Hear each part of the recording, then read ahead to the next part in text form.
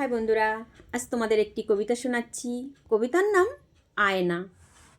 আয়না যদি না পৃথিবীতে থাকতো, তবে নিজেকে নিজে দেখতে না পারতো। মানুষ নয় তো দোষী, আয়না বড় দোষী। তবু আমরা আয়না দেখতে ভালোবাসি।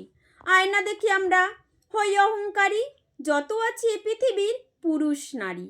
নিজের মুখ দেখে অন্যকে ভাবি কুশ্রী, নিজের রূপ দেখে অন্যকে ভাবি বিশ্রী। আয়নায় নিজের চেহারাকে দেখে আকাশের মতো ভাবি নিজেকে। চেহারাকে দেখে আমরা ভাবি যেন ফুল, ভুলেও খুঁজে দেখি না ওই চেহারার ভুল।